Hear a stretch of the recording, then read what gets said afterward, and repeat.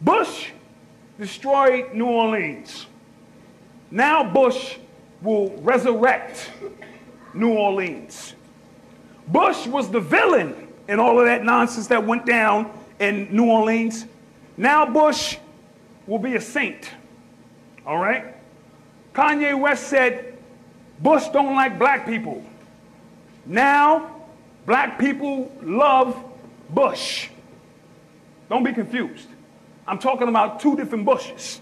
I'm talking about George W. Bush and Reggie Bush, star running back from USC. Okay? Understand that this was a ritual going down right in front of our eyes, because we all know that he was supposed to be the #1 draft pick, hands down. But Texas, who had the #1 pick, let's keep that in mind. Texas, we know Big W from Texas, big old Texas boys. They decided in the 11th hour not to pick Reggie Bush. They picked Mario Williams, or I forget his name, and everybody was dumbfounded, and conveniently, Reggie Bush fell to the Saints. Now, that may not seem significant to you, but these rituals that they do are very subtle, because when they showed New Orleans, when the Saints picked Bush, they were cheering like, yeah, Bush, Bush. So now in your subconscious mind, you are now rooting for Bush. At the press conference, when they held up the football jersey, it said Bush, #1. Okay, so now in your subconscious mind, Bush is #1. Understand how they do this. And you start focusing your energy on this, and this is how the ritual, they begin to reverse something that they did. Now, Reggie Bush is going to play in the Superdome. Now, dome is the Greek word for place of the gods. Okay, so now, when Reggie Bush is doing his thing in the place of the gods, and we are rooting for Bush, where George killed all them people, you see what I'm saying? It's like he's going to be asking for forgiveness in the place of the gods. Understand how they do it. It's very subtle, but energy is subtle, and all is mental. So once you subliminally say Bush is #1, Bush is #1. All right? Want to throw that out and share that. All right. We was talking about sound.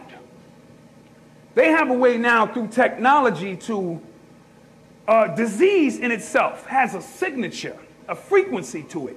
They can now record the frequency of disease and play the shit back through the speaker system. Subliminally ELF frequencies, or ULF, which is ultra low frequencies. And now it's attacking your immune system through sound. Let's be clear with this. You can look it up. I'm telling you, they can record the frequencies. These diabolical ones, so you got to understand, we're not just physically fighting them on the street level. They're scientists. This is what they do to find new ways to destroy us. Okay, so now they can record the frequency of sound and play it over speakers. So, and your immune system will immediately try to fight this off, which leaves your body open for other diseases which it can't fight. All right? I've never seen a time when so many people had so many allergies. It's ridiculous. Everybody is allergic to something now. Okay?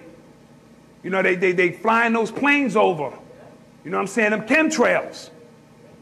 You know what I'm saying? Because if I ain't been having allergic unless something new came on the planet, you follow? Everybody is doing this, blowing their nose, oh, this and that. It's crazy now. So our immune system, which in a normal state would be able to fight that off, the sounds that's coming through the television, you know what I'm saying, is destroying. And listen, they can beam this frequency not just through sound. They can do it through still photos and moving photos. All right? So when you're watching them videos, they done studied our body. They done took our body apart so much that they know what affects us and what does not affect us. So I just told you about the girl who was doing the reggae dance and pulled something out. All right? I don't know how hard she was grinding to do that. I'm going to find the name of the dance, and I'm going to send it back to the brother on the tape, because it's a new dance. And you know, understand, what we do is this.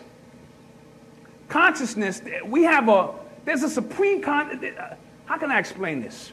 Okay, they call it morphic resonance. And what that means is that when a thought is projected, it immediately covers all time and space. We used to call it the Akashic records. Anything we wanted to know, we tapped into the Akashic records. So they're calling it morphic resonance now.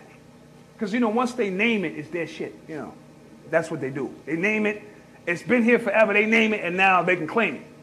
All right? And so, for instance, the young lady who was doing this new dance can be picked up by somebody in New Orleans instantaneously. All right? And I say that to say when an MC is spitting something, other MCs or other oracles, the ones who manifest their godhood through the word, should I say, can easily pick up on that. And when you have everybody saying the same thing, something is wrong with that. If it's a natural progression thing, that's one thing. But every television station, every radio is playing the same 10 and 15 songs because those songs are the ones that they're using to lock us down. If you're looking for real hip-hop, turn off the radio. Turn off the television. Walk the streets and meet them young masters who was just spitting. You know what I'm saying? I feel like, every time I go into a city and I meet a young brother who has something positive to say, it's like meeting a ninja. It's like I'm in a karate movie or something, and you don't meet the true masters until you're ready to meet the true masters. Then they show up. Them brothers were spitting powerful information. So let's keep that in mind. So this morphic resonance, it's, for instance, all the clouds we see. We understand that the clouds over our cities represent our thoughts. Our thoughts go up, and those clouds carry our thoughts from place to place. And therefore, when you go to a city like New York, and it's so cloudy, and you see all them dark, mucus type clouds, you understand that our thought process is corrupted. You follow me? When you come to the country, and there's a lot more trees and oxygen and things of that nature, and the thoughts flow a little bit more freely. So I want to mention that as well. So that's morphic resonance. It's sort of like the unified thought field where everybody, the 100 monkey theory. Anybody heard of this? Where 100 monkeys, they divided 100 monkeys, and these monkeys over here started doing something. They never even physically saw the other monkeys. The other monkeys immediately started doing the same exact thing. Look on the internet of the 100 monkey theory. And that's something we do on a regular basis. We pick things up telepathically in other ways without having to physically see it. All right? As I said, hip-hop is on a frequency lockdown, meaning the words that we speak, if you an MC and you speak and you vibrating very high with your words, positive information, ancient Kemetic, this, that, this, and that, you can't get a deal with that. They're not even going to sign you. So therefore, you have to be on the frequency, the knob or the level of intellect that they have tuned hip-hop into. Talking about the radio station, the record labels and things of that nature. They're in all agreement on one thing, is that this music is supposed to be powerful for us at this particular time. And they know that once we get on track with what we're supposed to be doing, I lyrically am supposed to be able to destroy somebody. Just by the vibrations of my words, if he's not or she is not in tune with themselves. That's the power. The sound that comes out of them speakers is supposed to bust your eardrums if you're not right. And so you're supposed to be able to look at a certain picture and it might blind you. This is what we're talking about. All right? The power that we possess. The lady doing the dance. You know what I'm saying? She wasn't ready to do that dance, obviously, and she paid a price for it. But we're supposed to be able to use that dance, you know what I'm saying, the same way we did in ancient times. It's a sacred dance to make it rain, make the sun come out, make the crops grow. It's what we did. So I try to use hip-hop to demonstrate that we are the same people that did all of those fabulous things. It's just that we don't have direction. We don't understand the knowledge that's supposed to be added, and that's the fifth element of hip-hop.